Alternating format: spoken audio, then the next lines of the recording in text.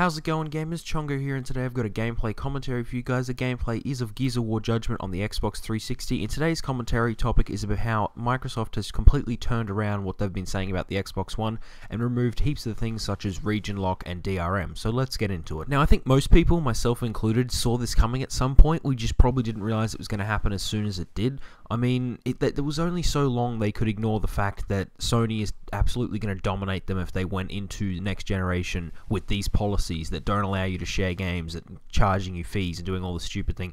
So they've basically gone through and completely removed the need to be online at all for the 24-hour check-in. That's completely gone. So I'm happy with that. It seemed like a really stupid idea to begin with, and it was mainly just for them to make sure you weren't obtaining a game illegally or anything like that.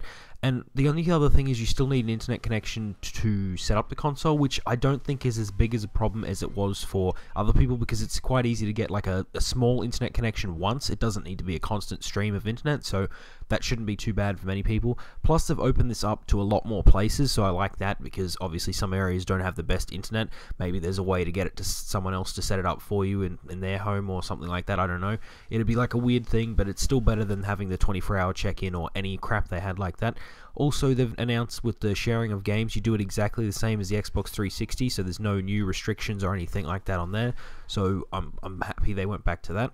Now, something else that they haven't really announced yet is the sharing game library idea that they had that sounded really awesome, where you could have 10 people and share games online and all that kind of stuff. I'm not sure if that idea is still going to work with the way that they've gone back to this system. We'll have to see if they still do it. If they still do, that's going to be a really awesome thing for people to use. However, I think with the fact you can share games normally now, they might completely remove that feature, but I guess we'll have to see. Something else that they announced that was kind of odd was saying that the console would be region-free. Now, I think this is basically combating their problem they had originally with only launching in certain countries, because obviously that would be a problem if they want to have a worldwide release and try and sell a little bit more than the PlayStation 4. So they've removed that, and I think that's interesting considering Xbox 360 was region locked. I mean, if you bought an Australian console and you took it anywhere else in the world, you're still going to need Australian games for that to work. So I'm not sure if the games are going to be region free or whatnot. They'll probably need to go into more detail with that in the future. So all of this is really good to people who wanted to get the Xbox One, but the DRM policies were putting them off, or they didn't have a good internet connection or anything like that, or they didn't like the fact that you didn't actually own the games and you couldn't trade them to your friends.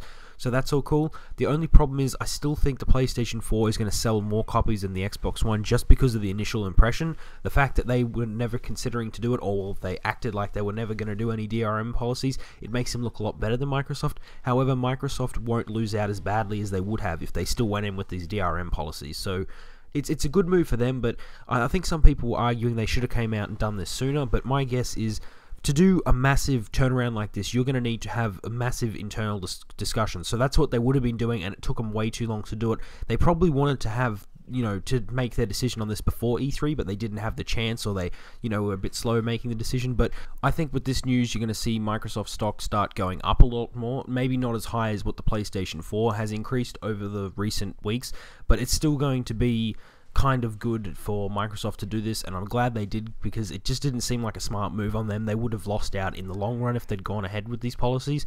So it's good to see that us gamers actually had an influence on them. I mean, like only 2 days ago, I'd go through Microsoft's or Xbox's Facebook page rather, and you'd go through and you'd see all these comments of people just swearing at them, and then just doing the finger, like all these little pictures that make up a finger at each other, and it was really kind of obvious that there was definitely a problem with the Xbox One, and I'm glad that they've realized that and they've changed their mind on it. This is also good for people who like the exclusives on the Xbox One but just hated the policies, so now you actually have the option to get this.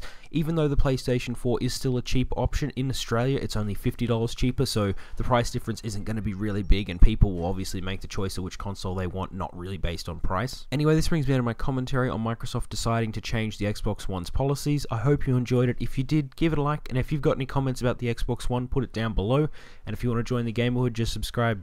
Anyway, I'll see you guys next time.